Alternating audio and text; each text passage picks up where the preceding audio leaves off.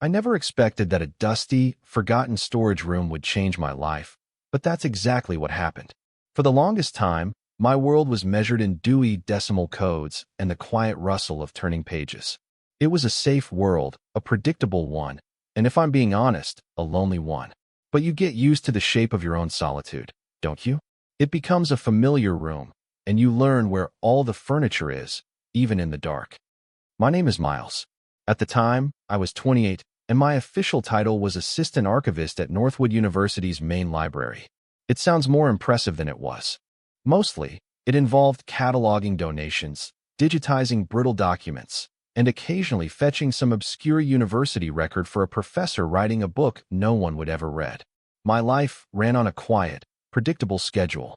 I'd wake up, make coffee, walk to the campus, spend my day in the climate-controlled silence of the library basement, and then walk home to my small, quiet apartment. Rinse and repeat. The library was an old, sprawling Gothic building, a maze of wings and annexes built over a century. It had secrets, forgotten corners, bricked-up doorways, and entire sections of the sub-basement that hadn't been properly inventoried since the Second World War.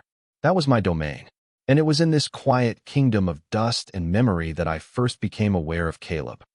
He wasn't a student or a professor. He was part of the university's maintenance crew. I didn't know his name at first. I just knew him by his presence. He had a way of filling a space that was the complete opposite of my own tendency to shrink into it. He was tall, with broad shoulders that strained the fabric of his gray work shirt, and his arms were etched with the kind of muscle that comes from real labor, not a gym. He had dark, unruly hair that was always a little damp at the temples and a laugh that could echo down the long, concrete hallways of the basement. I'd see him sometimes when I was heading down to the archives. He'd be with his coworkers, leaning against a trolley of tools, joking about something. He always seemed to be smiling, a genuine, easy smile that made his eyes crinkle at the corners. From my safe distance, I cataloged him like one of my historical artifacts. Subject, Caleb. Physical description, effortlessly handsome. Perceived status, unattainable. He was bright, loud, and confident. He was everything I wasn't. I assumed, as I always did, that a guy like that lived in a completely different world, one populated by pretty girls and weekend parties, not dusty books and quiet nights. So I observed, and I longed, and I kept my distance. That was the routine. Let me take you back to the day it all changed. It was a Tuesday in late October. The air outside had that crisp, smoky smell of autumn, but in the library basement, the air was always the same, cool, dry, and smelling faintly of old paper and ozone from the servers. My boss, Mr. Henderson, a man whose entire personality seemed to consist of tweed and mild disappointment, had given me a task. "Miles," he'd said, peering over his spectacles, "Professor Albright is doing research for her new book on the university's founding history. She seems to believe there are some early trustee meeting minutes from the 1890s that were never properly archived. The manifest says they were stored in sublevel B, room 7-inch." He slid a faded, typewritten page across his desk. "See what you can find, would you?" Sublevel B was the deepest, oldest part of the library. It was mostly used for storing obsolete equipment and furniture now. The lighting was poor, a series of bare bulbs and wire cages that cast long, dancing shadows. As I descended the final flight of concrete stairs, the familiar hum of the library faded away, replaced by the drip of a distant pipe and the low groan of the building's ancient heating system. It was eerie, but I was used to it. And that's when I saw him. Caleb was there, wrestling a large, broken floor buffer out of a utility closet. He was alone this time. His face was slick with a light sheen of sweat, and he grunted as he finally dragged the machine into the hallway. He wiped his forehead with the back of his arm, and then noticed me standing there, probably looking like a startled ghost. "Whoa, didn't see you there," he said, his voice startlingly loud in the silence. He gave me a small, slightly breathless smile. "You one of the book guys?" I felt a flush creep up my neck. "Oh yeah? Archivist." "Miles," I offered the information like a nervous password. "Caleb," he said, nodding. He gestured vaguely down the corridor. "Didn't know anyone really came down to this crypt anymore, besides us maintenance folks. My boss sent me on a treasure hunt," I explained, holding up the manifest sheet as evidence. Looking for room B7. Caleb's brow furrowed in thought. B7. B7. I think that's one of the old storage rooms at the very end of the hall. Most of them are locked up tighter than a drum. Been sealed for decades, some of them. We started walking together down the corridor, our footsteps echoing around us. His presence beside me was overwhelming. I was acutely aware of the sheer size of him, the way he moved with an easy, physical confidence. I smelled the faint, clean scent of his deodorant mixed with something uniquely him, something like warm sawdust and metal. My heart was doing a frantic, stupid rhythm against my ribs. We reached the end of the hall, where a series of heavy-looking wooden doors stood in a row, each with a small, tarnished brass number plate. 1, 2, 3. They were all thick with dust, the floor in front of them undisturbed. But then we saw it.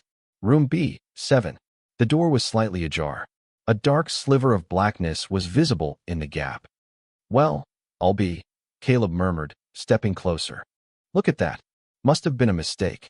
The lock on this one looks busted." He pushed it gently, and it swung inward with a low, groaning complaint, revealing a pitch-black space beyond. A wave of musty, unbreathed air washed over us. It smelled like a tomb. "This is it," I said, my voice barely a whisper. I felt a little thrill of discovery, the archivist in me taking over. "You gonna go in there?" Caleb asked, a hint of amusement in his tone. "Looks spooky." "It's my job," I said, trying to sound braver than I felt. I took out my phone and switched on the flashlight, its bright, clean beam cutting a path into the darkness. The light revealed towering stacks of cardboard boxes, wooden crates, and furniture shrouded in white dust covers, like a room full of ghosts. "Hold on, you're not going in there alone," Caleb said, surprisingly. "Place could be structurally unsound, or full of spiders the size of my hand." He grinned, but there was a flicker of genuine concern in his eyes. "I'll come with you. Make sure a pile of old junk doesn't fall on you." I was too stunned to argue. Caleb, the guy I'd admired from afar, was volunteering to accompany me into a creepy, dark room. "Okay," I managed to say. "Thanks." I stepped over the threshold, and he followed right behind me. The air inside was thick and cold. I swept my phone's light across the room, illuminating mountains of history. I could see the edges of leather-bound ledgers peeking out of a broken crate. This was it. This was the jackpot. Caleb let out a low whistle. "Man, they really just forgot about all this, huh?" He took a step further into the room, his work boots kicking up little clouds of dust. He turned back towards the door, maybe to see how far we'd come. And in that simple, thoughtless motion, his shoulder bumped the heavy wooden door. It swung shut with a momentum all its own. For a second, there was just the deep, groaning sound of the old wood settling into its frame. And then, a sound that made the blood freeze in my veins. A loud, definitive, metallic click. We both froze. The silence that followed was absolute and terrifying. My phone's beam was the only thing that existed in the universe. I slowly turned the light back to the door. Caleb was already there, his hand on the large, iron knob. He turned it. Nothing. He turned it again, jiggling it. It was solid. He pushed against the door with his shoulder. It didn't budge. "No," he said, his voice flat. "No way." He started to pound on the door. Hey, anyone out there?" His voice was swallowed by the thick walls and the sheer emptiness of the sub-basement. No one was going to hear us. We both knew it. He stopped, leaning his forehead against the door, his breath coming in short, sharp bursts. "It's a fire door," he said, his voice strained. "Old style. They lock from the outside. To contain a fire. You can't open it from the inside without a key." He turned to face me, his face pale in the stark light of my phone. "Miles," he said, and my name sounded like a prayer and a curse. "I think we're locked in." My first reaction was a wave of pure, unadulterated panic. My lungs felt tight, the air suddenly too thick to breathe. The darkness at the edges of my phone's light seemed to press in, alive and suffocating. I pointed the light at my phone's screen. No service. Of course. We were in a concrete bunker 2 stories underground. Caleb saw the look on my face. Hey, it's okay," he said, his voice dropping into a calmer register. He was pushing his own panic down, for my sake. "It's okay. Someone will find us. One of my guys will wonder where I am when our shift ends." "When does your shift end?" I asked, my voice trembling slightly. He hesitated for a fraction of a second too long. 5 o'clock. I looked at my phone again. It was just past noon. 5 hours. We were trapped in a cold, dark, dusty tomb for at least 5 hours. The initial adrenaline started to fade, replaced by a slow, creeping dread. But underneath that dread, a different feeling was beginning to stir. A strange, terrifying, and completely inappropriate sense of excitement. I was trapped. With Caleb. Okay, I said, taking a shaky breath, trying to match his projected calm. Okay, 5 hours. We can do that. Attaboy, he said, though it sounded a little forced. First things first. Let's not waste your phone battery. We need to assess the situation. We spent the next hour in a strange kind of productive denial. I kept my phone light on while we explored the perimeter of our prison. The room was larger than I'd first thought, maybe 20 feet by 30. The walls were solid brick. There were no windows, no vents, no other doors. Just mountains of forgotten university history. Caleb, using his practical knowledge, inspected the door from top to bottom, checking the hinges, the frame, looking for any weakness. There was none. It was built to last. Finally, he sighed and slid down to the floor, his back against the unyielding door. Well, that's that, he said. We're not breaking that thing down without a battering ram. He looked up at me. We should probably save your battery. It could be a long night. The thought of the room being plunged into absolute blackness sent a fresh spike of fear through me. A long night? But you said your shift ends at 5-inch. Caleb ran a hand through his hair, looking guilty. Yeah, about that. Today's a half day for our crew. Maintenance review meeting this afternoon. Most of the guys already clocked out. The guy who might come looking for me, Tony, he might assume I just left early, too. He wouldn't look at me. It might not be until tomorrow morning, Miles. When I don't show up for my shift. Tomorrow morning. The words hung in the dusty air between us. The fragile sense of control I'd been clinging to shattered completely. We were well and truly stuck. I sank down to the floor opposite him, the reality of the situation finally crashing down on me. I clicked off my phone's light. The darkness was total. It was a physical presence, a heavy blanket that smothered sound and sight. For a moment, I couldn't even hear him breathing, and I had the terrifying thought that I was completely alone. You still there? Caleb's voice came out of the void, closer than I expected. Yeah, I breathed. Still here. Good, he said. We sat in silence for a long time, just the two of us, two disembodied voices in the dark. My eyes started playing tricks on me, creating faint shapes and patterns where there was nothing. The only anchor I had was the sound of his breathing, a slow, steady rhythm in the oppressive quiet. To break the tension, I started talking. It felt less like a choice and more like a necessity, a way to push back the darkness. I told him about the archive, about what these boxes likely contained. I explained the university's early history, the feuds between the founding trustees, the land disputes. I was rambling, just spewing facts and dates, the things I knew best. I expected him to be bored, to tell me to shut up. But he didn't. He listened. He asked questions. So that big statue in the main quad, the one of the guy with the huge beard, that's President Alistair Thorne? He asked, his voice filled with genuine curiosity. The one and only, I said, a little surprised. He was a notorious tyrant, apparently. Fired half the faculty in his first year. I knew that guy was a jerk, Caleb said, and I heard the smile in his voice. For the first time since the door clicked shut, I laughed. It was a short, nervous sound, but it was real. His voice came back, softer this time. You know a lot about this stuff? It's my job, I said. And well, I guess it's my passion. My grandfather loved history, he said quietly. He used to take me to Civil War battlefields when I was a kid. He'd tell me the stories of the soldiers, not the generals. The regular guys. What they ate, what they wrote in their letters home. He paused. I guess that's why I took this job. I'm taking night classes. For a history degree. I was stunned into silence. Caleb, the guy I'd pegged as a simple, physical laborer, was a history student. He wasn't just working here. He was part of the university in the same way I was.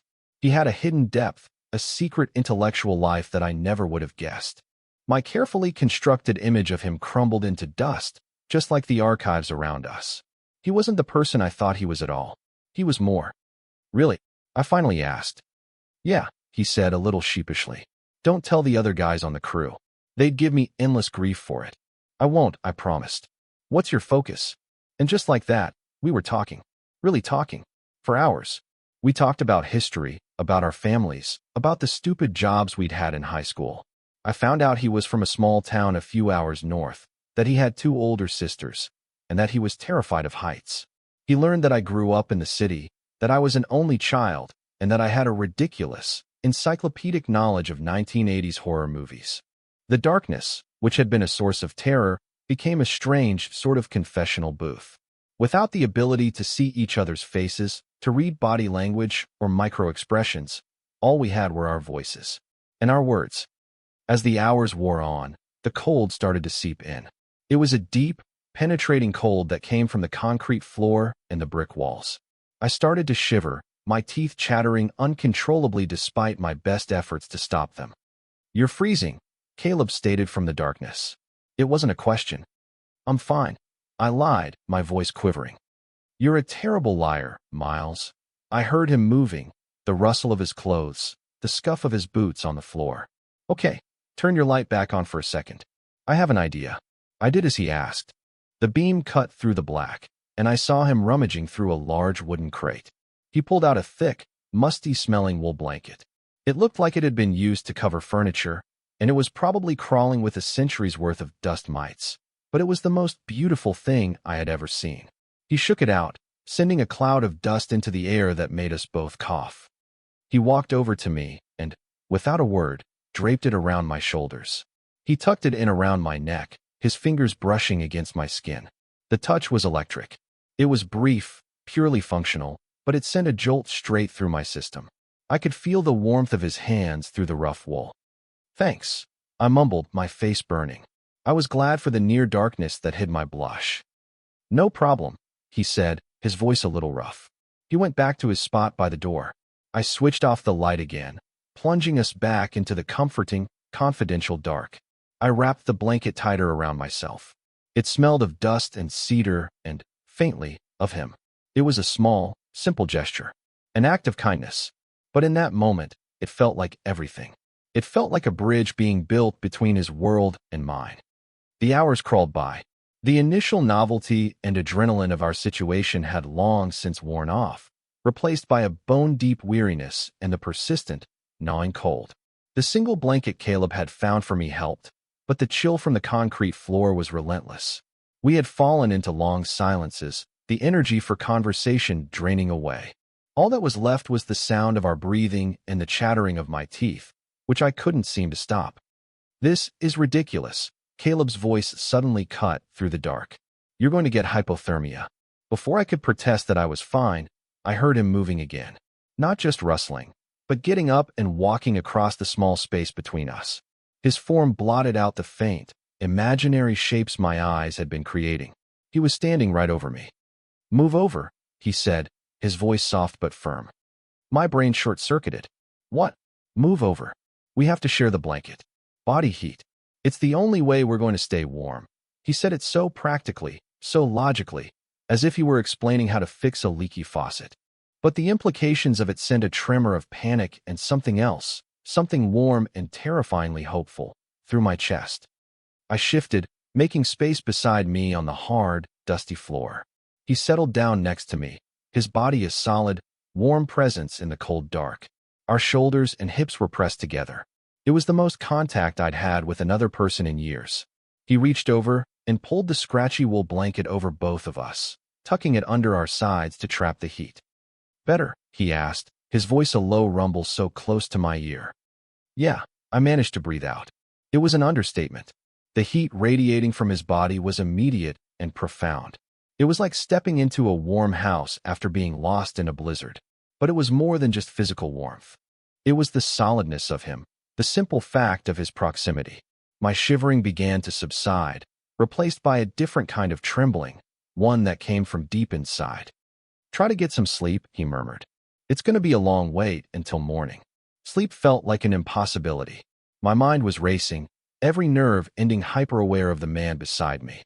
I could feel the rise and fall of his chest with every breath. I could smell that same scent I'd noticed in the hallway, sawdust and clean deodorant, now mingled with the musty wool of the blanket.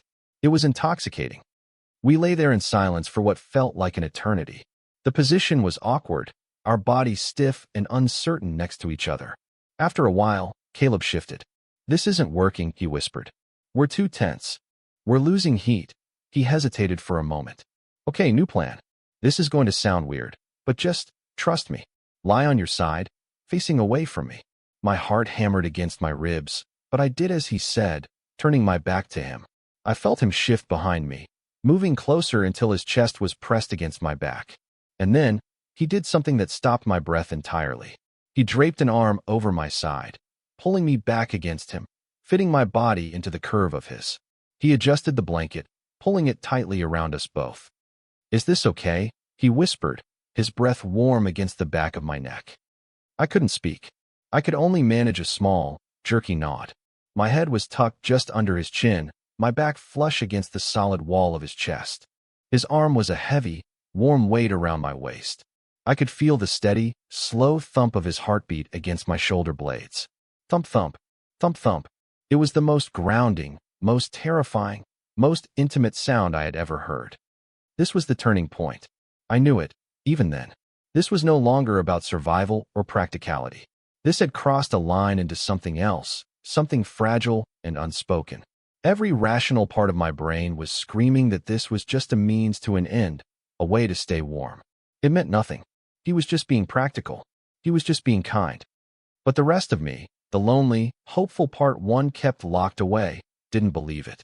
It focused on the way his hand rested so naturally on my hip, his thumb occasionally tracing small, absent-minded circles on the fabric of my shirt. It focused on the way he let out a soft sigh, a sound of contentment, as he settled in behind me. It focused on the feeling of his heartbeat, a steady, living rhythm that seemed to be syncing with my own. In the absolute darkness of that forgotten room, curled up against a man I barely knew, I felt safer and more seen than I had in my entire life. My mind, usually a chaotic whirlwind of anxiety and self-doubt, went quiet. All that existed was the cold floor beneath us, the scratchy blanket around us, the solid warmth of Caleb behind me, and the steady, reassuring beat of his heart. Time seemed to dissolve. I don't know when I finally drifted off, but I fell asleep not in a cold, dark prison, but in the safest place I had ever been. The rescue, when it came, was a jarring, violent intrusion. A loud metallic scraping sound from the door, followed by a man's voice shouting Caleb's name. "Caleb, you in there, man?" My eyes flew open. For a disorienting second, I didn't know where I was. I was still pressed against Caleb's back, his arms still draped over me. The warmth was immense, but the spell was broken. Caleb stirred behind me, groaning softly. "Tony," he called out, his voice thick with sleep. "Yeah, it's me. Henderson said Miles the library kid never came back up yesterday either. Figured you two might have gotten into trouble together. Stand back from the door." We scrambled apart as if we'd been burned. The sudden loss of his body heat was like a physical blow, and the cold of the room rushed back in. I felt a flush of shame and panic rise in me. In the thin light filtering under the door, I could just make out his silhouette as he stood up and backed away.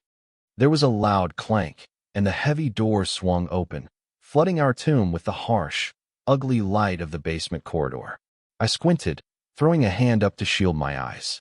A man I assumed was Tony stood there, a large key ring in his hand, a look of bewildered concern on his face. "You guys all right?" he asked. "We were about to call campus police." "We're fine," Caleb said, his voice back to its normal, confident tone. But I saw him run a hand through his hair, a gesture I was now starting to recognize as a nervous tic. The door it swung shut on us. The next few minutes were a blur of explanations and awkward reassurances.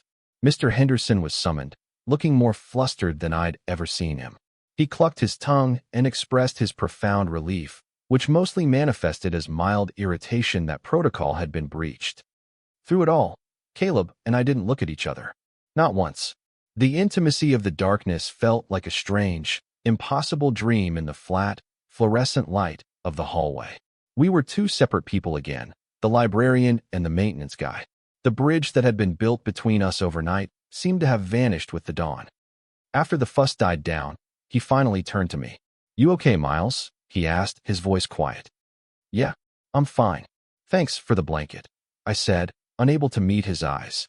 My gaze was fixed on a point on the concrete floor somewhere between his boots.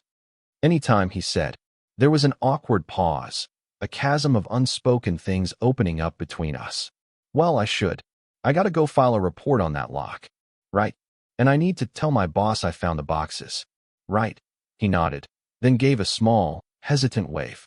See you around, Miles. And then he was gone, his footsteps echoing down the hall, leaving me alone with the buzzing lights and the ghost of his warmth. The days that followed were a special kind of torture. My quiet, orderly life was in ruins. Every moment was consumed by a relentless, circular analysis of that night. I replayed every word, every silence, every accidental touch. My mind became a courtroom where hope and fear presented their cases. Hope argued that the way he pulled me against him, the way his heartbeat felt against my back, the soft, concerned tone of his voice in the dark, it had to mean something. It couldn't have all been just about staying warm. People don't hold each other like that for purely practical reasons. Right. But fear was a more persuasive lawyer. It presented the stark facts. We were in a cold room. Body heat is a real, scientific thing. He was just being a good, decent person, preventing a coworker from freezing. The intimacy was a byproduct of circumstance, nothing more. Now, in the light of day, he was embarrassed by it, and he was avoiding me. To him, I was just the awkward library kid he got stuck with for a night. This last argument felt the most convincing because, for the next week, I didn't see him at all. I started taking different routes to the archive, my heart pounding every time I saw a gray maintenance uniform in the distance. I'd duck into a row of shelves or pretend to be engrossed in a book until the person passed. The library, once my sanctuary, now felt like a minefield of potential encounters. I was terrified of seeing him, and even more terrified of not seeing him. I'd sit at my desk, staring at a digitized 19th century manuscript, but all I could feel was the phantom weight of his arm around my waist, the phantom sound of his heart beating against my back. The memory of it was a constant, physical ache. I was a wreck. I had traded my comfortable, lonely routine for this new, agonizing state of suspense. I had touched something real and warm and alive, and now, back in my sterile world, the silence was louder than ever before. I convinced myself I had imagined it all, that I had projected my own desperate longing onto a simple act of kindness. It was easier than holding on to a hope that was clearly, painfully, a fantasy. About 2 weeks after we were rescued, I had finally managed to wrestle my anxiety into a semblance of my old routine. I'd convinced myself that the incident was a strange, isolated event, a story I might one day tell with a detached sense of irony. Caleb was just a kind guy, and I was just an idiot who read too much into things. I had just finished my shift and was packing up my bag at the main circulation desk, preparing to walk home into the chilly November evening. Miles, the voice sent a jolt through my entire body. It was him. I turned around slowly, my heart kicking into a frantic rhythm. Caleb was standing there, out of place in the grand, high-ceilinged main hall of the library. He wasn't in his work uniform. He was wearing a dark blue sweater and jeans. He looked different, younger, and incredibly nervous. In his hands, he was holding 2 paper cups of coffee. "Hi," I said, my voice coming out as a weak squeak. "Hey," he said, offering me a small, tight smile. He shifted his weight from one foot to the other. I brought you a coffee. As a belated thank you for not letting me go completely crazy in that room." He held one of the cups out to me. I took it, my fingers brushing against his. The contact was brief, but it was enough to send another shockwave through me. "You didn't have to do that." "I know. I wanted to." He looked around the bustling library lobby. "Listen, do you have a minute? Can we talk somewhere? Somewhere not in a creepy basement." My mind was a blank slate of panic and hope. Yeah? Sure." I led him to a small, secluded reading alcove that overlooked the main quad. It was usually empty at this time of day. We sat down in 2 worn leather armchairs, the coffee cups warming our hands. The silence between us felt heavy, charged with all the things we hadn't said since that morning. He was the one who broke it, his gaze fixed on the cup in his hands. "I'm sorry I've been avoiding you," he said quietly, his voice low. I don't know, trying to figure out how to say this. I just waited, my heart pounding so loudly I was sure he could hear it. He took a deep breath, like a diver about to plunge into deep water. That night in the storage room, he began, and finally, he looked up and met my eyes. His were filled with a raw, uncertain vulnerability that stunned me. This wasn't the confident, easygoing Caleb I thought I knew. This was someone else entirely. When I bumped the door, it wasn't a complete accident. I just stared at him, confused. What do you mean? I saw it was a heavy fire door. I knew there was a chance it would lock if it closed. And I let it happen. He rushed the words out, as if afraid he'd lose his nerve. I took a chance. A stupid, reckless chance. Because I'd been trying to work up the courage to talk to you for months, Miles. The world seemed to tilt on its axis. Everything I had assumed, every narrative I had constructed in my head, was wrong. Me? I whispered. But why? I'm just the quiet guy in the basement. A small, genuine smile touched his lips. You're not just the quiet guy in the basement. I'd see you, walking so seriously with your books. You have this look on your face sometimes, like you're a million miles away, discovering something amazing. I wanted to know what you were thinking about. He shook his head, looking down again. I kept trying to find a reason to talk to you, but I always chickened out. I figured you were way out of my league. Smart, professional. I'm just a maintenance guy taking night classes. He had flipped the script completely. All the insecurities I had felt about him, he had been feeling about me. We were just two idiots, admiring each other from across a divide that only existed in our own heads. So when I saw that door was open, he continued, his voice barely above a whisper, I saw an opportunity.